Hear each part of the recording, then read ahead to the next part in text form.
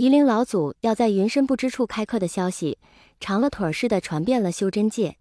一时间，苍雷冠世，轰动非常，甚至压过了姑苏蓝氏将为应纳入族谱的八卦。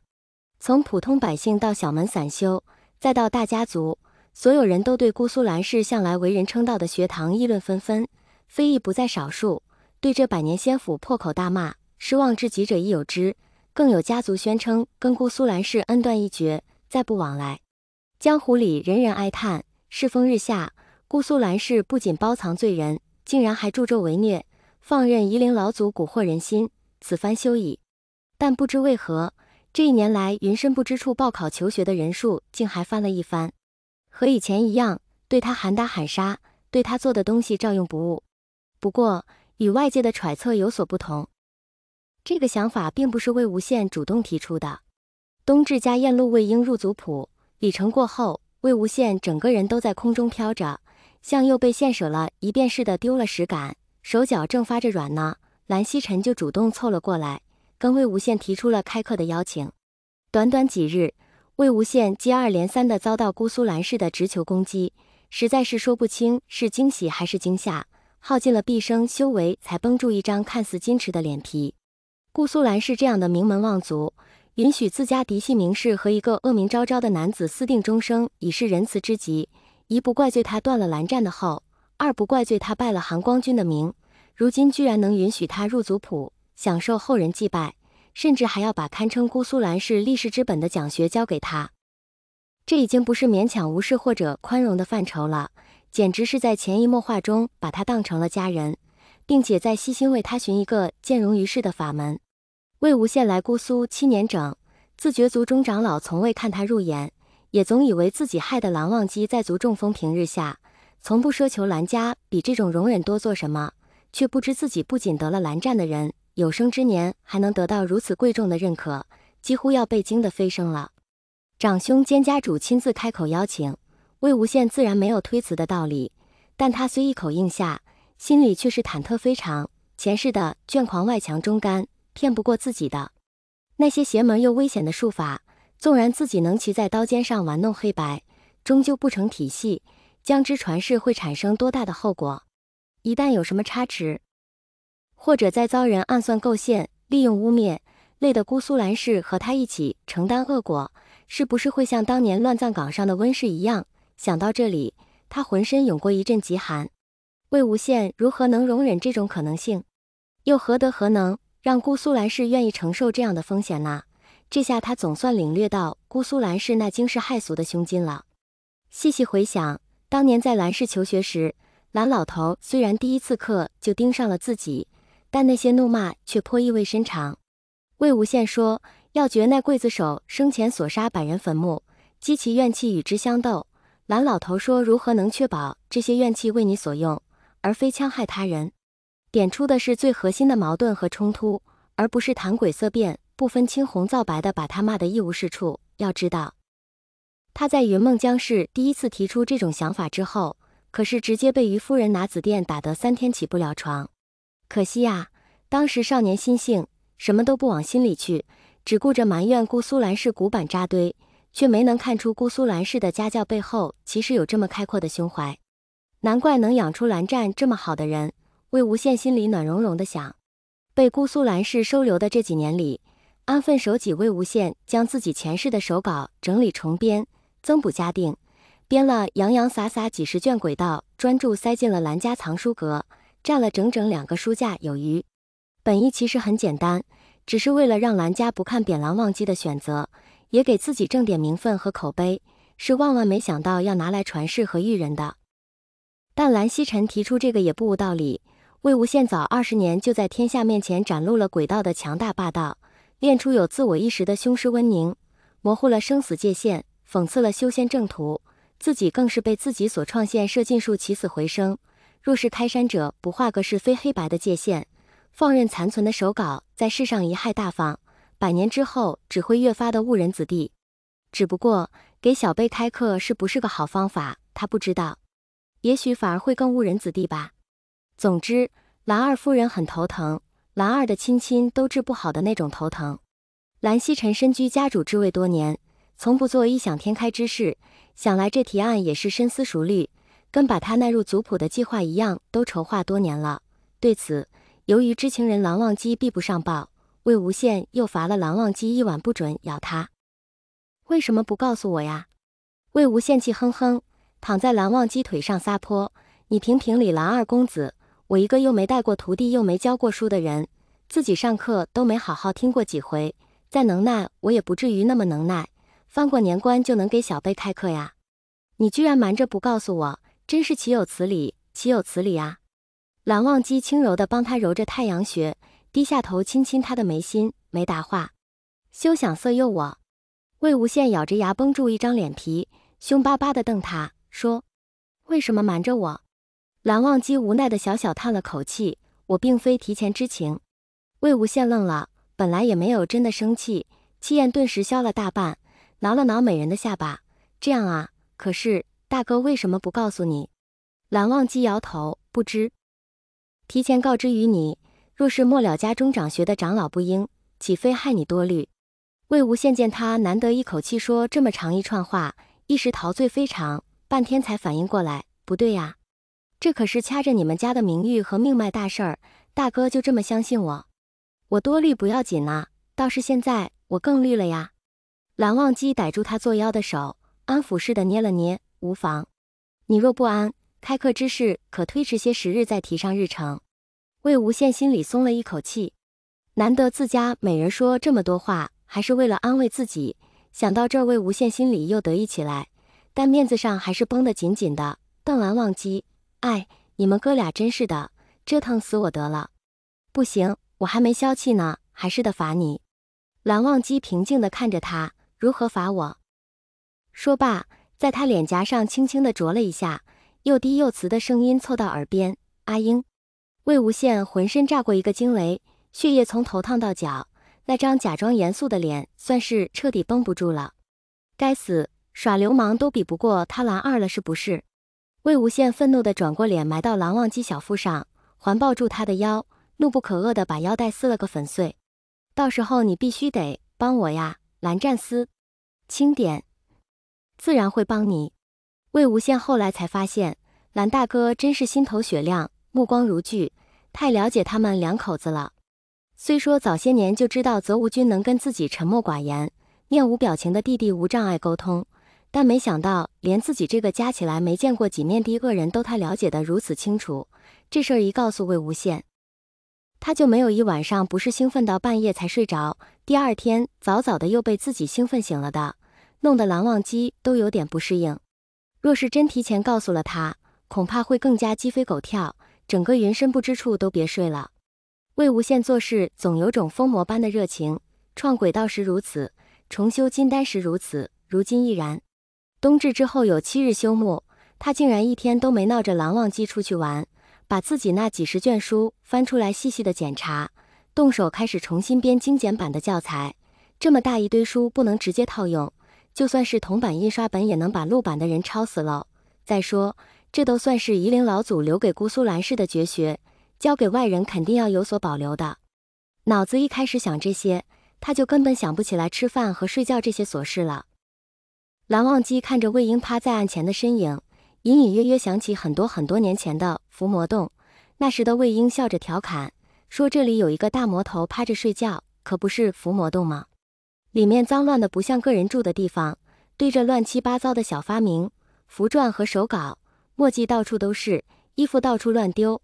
魏婴虽状若疯魔，却潇洒自在，所以蓝忘机居然当真有点放了心，怎可能知晓他疯魔起来竟如此不计时辰，拿一个人的命，操着天下人的心。当年是为了护齐皇一脉，如今是为了护什么呢？姑苏蓝氏的脸面吗？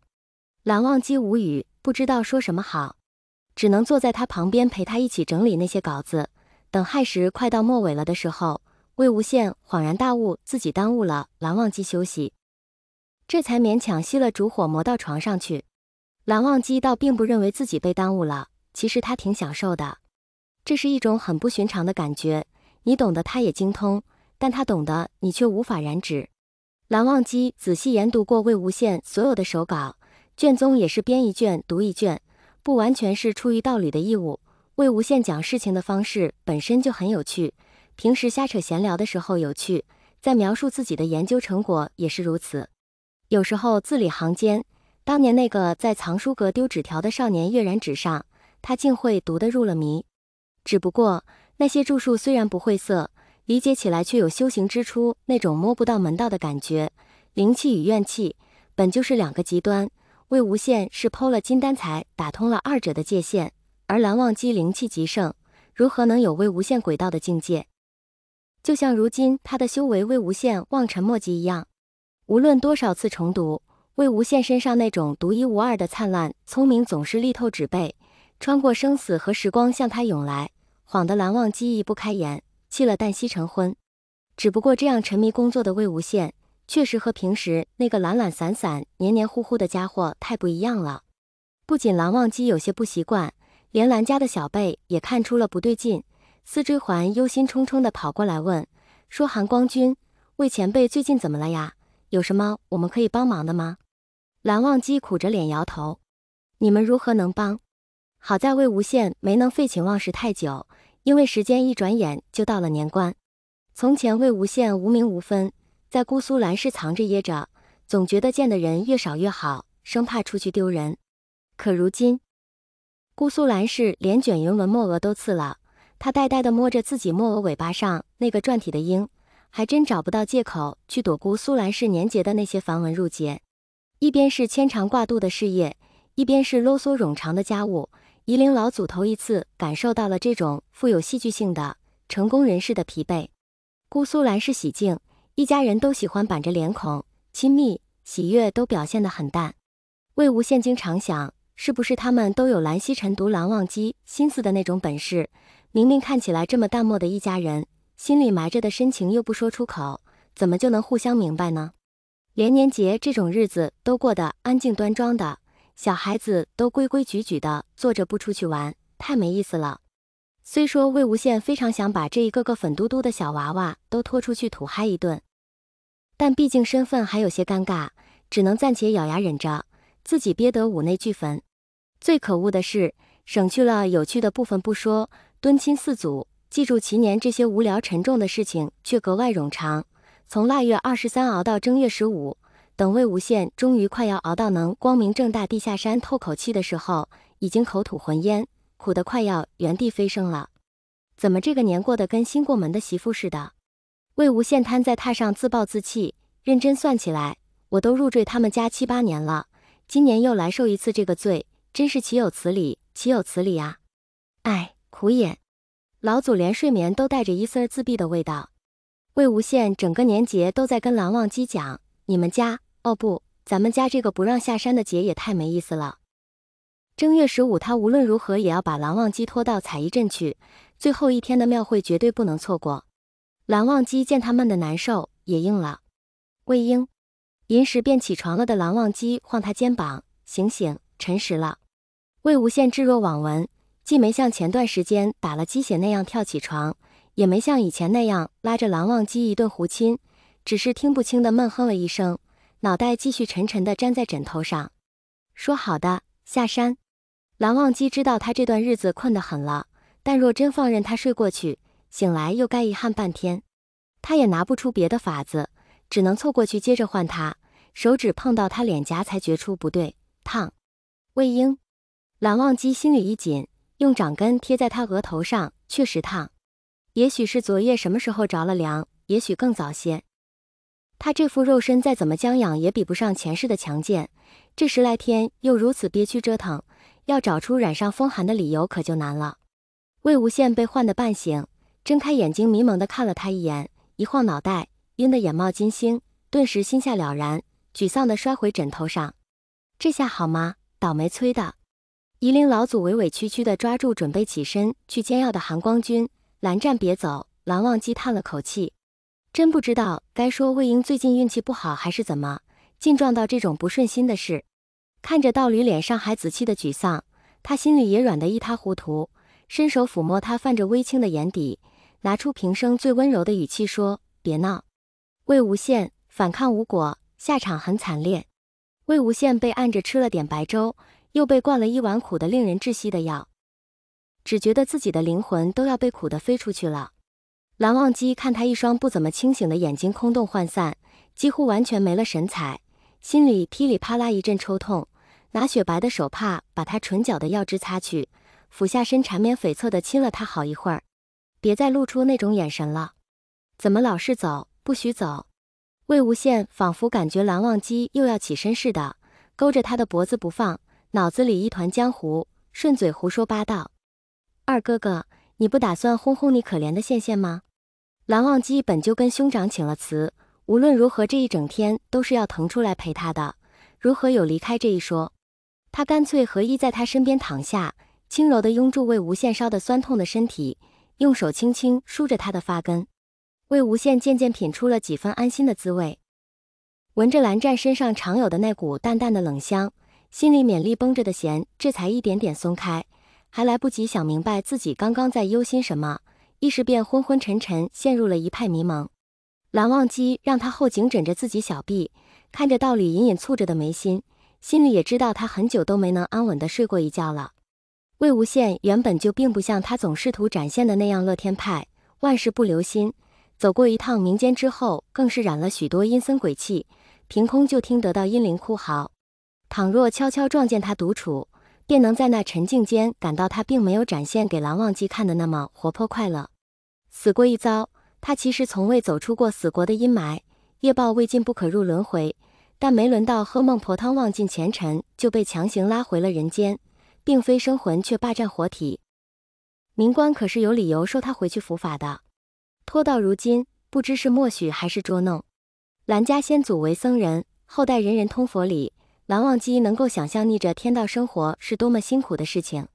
魏无羡前世死时万念俱灰，13年的问灵无果是因为他再无生念，如今称在这人世，魏婴虽从不抱怨，甚至总是对收到的一点点善意受宠若惊，那么勇敢，那么强大，但蓝忘机不敢确信自己的爱和体温真的和他说的一样能帮他度过所有难关。有的时候心里也害怕，卑微到极致的时候就强行安慰自己，能再多拥他一刻，便是万幸至极。而魏婴却因为知道自己喜欢他的笑容，所以常笑。蓝忘机用手轻轻抹平他眉间的皱痕，很轻很慢地把嘴唇贴上他微烫的眉心，不出声地念了句：魏婴，我如何才能救你？魏无羡这一觉睡得昏天黑地，醒来一身黏腻的冷汗，烧退了不少，除了身上还是软软的，没什么力气，几乎感觉不到太多异样了。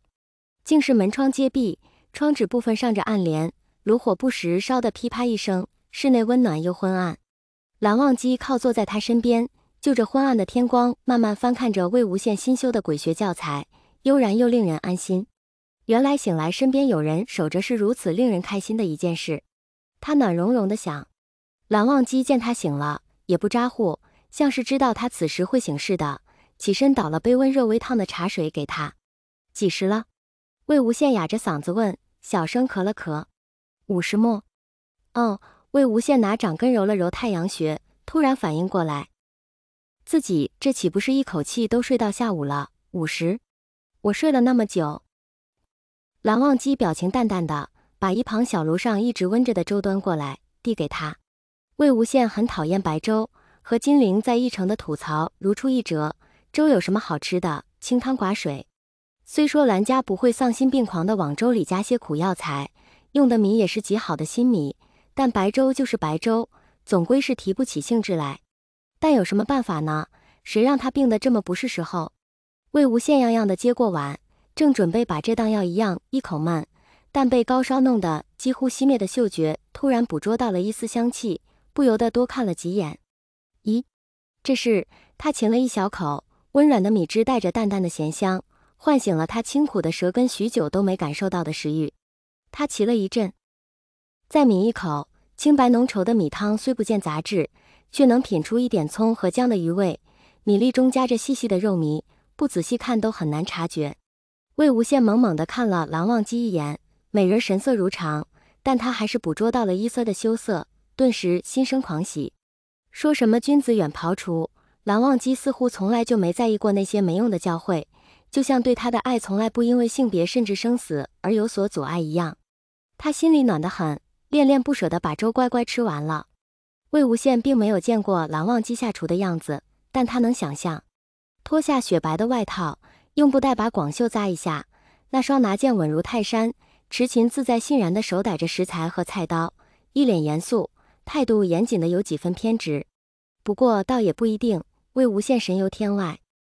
虽说蓝忘机是个表里如一的君子，背着他言行举止也不会有什么太大的不同，但吃他做出来的菜，体会到的东西是丰富到难以言表的。食物有灵，若是懂得驾驭食物，和文字一样能够传情达意，懂得的人亦能够品尝出做菜之人的情绪。想来蓝忘机是懂得美食的，虽然他从来不评价任何食物，说的很少，心里却埋着很多。